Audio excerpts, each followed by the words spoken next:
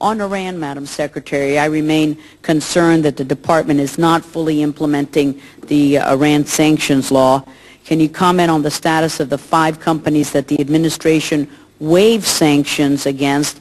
And I ask for U.S. protection for the many residents of Camp Ashraf, many of who are here today in the audience and are concerned about their relatives. Thank you, Madam Secretary.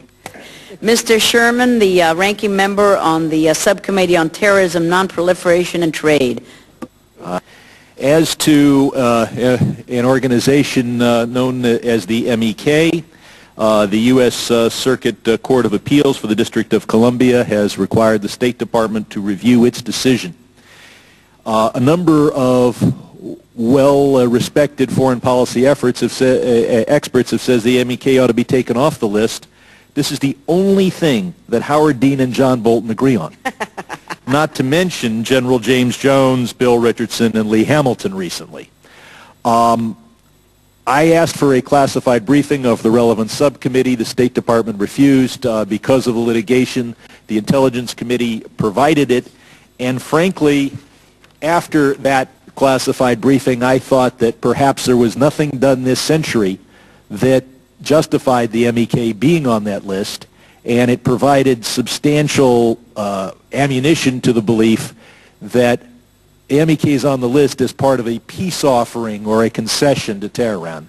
So I hope that you will personally review the decision that the court has ordered your department to review.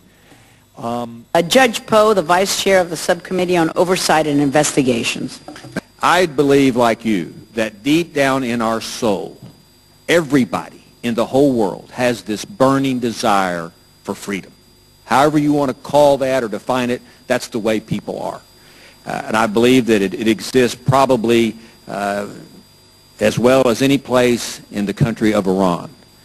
We have a lot of Americans here who are of Iranian descent.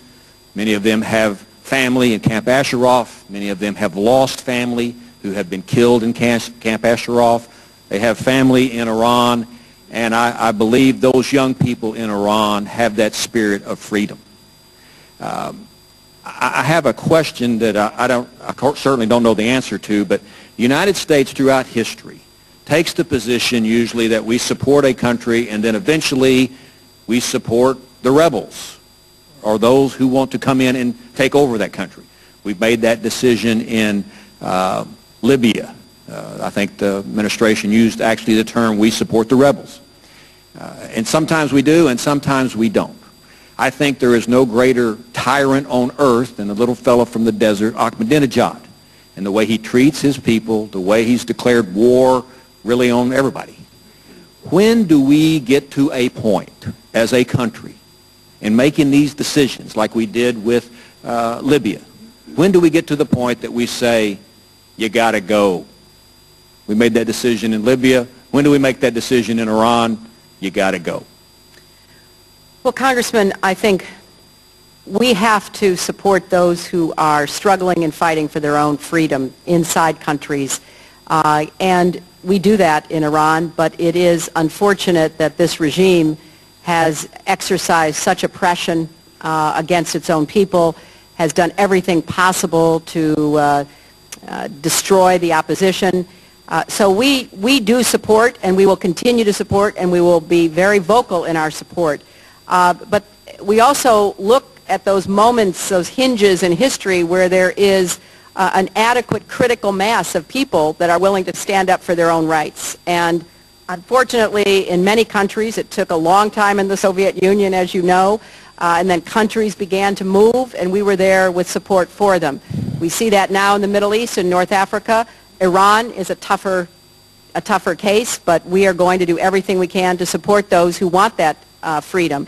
And let me just for the record say, too, because there have been several references during the hearing to the MEK, and I know there are many representatives here in the audience, and as the committee is well aware, on July 16, 2009, the district court here in D.C. ordered the department to allow the MEK to respond to unclassified portions of the administrative record in reviewing the designation of being on the foreign terrorist organization list. And as such, we are again reviewing the designation in accordance with the court's decision and applicable law. And this review will result in a de novo decision concerning the designation of the MEK. When do you think you will have that decision? You know, it's proceeding. These are very important considerations and reviews, and you know, as soon as we can, we will make such a decision, Congressman. Myself and others have met with the State Department, CIA, and classified briefings, and I would just encourage the State Department, based on everything I know, to make that decision. I'm one that, of course, thinks that we ought to take them off the list, and I would hope Congress wouldn't have to make that decision, hope the State Department would. But I would ask that if any information comes forward either way, that your Department of State would share that with us in a classified briefing so that we have that information. And the last question I was going to comment on and concern was the residents of Camp Ashraf. They are nervous. Their relatives are nervous. How do you, just your opinion, think this is going to play out once we're gone? How do you see that working and playing out?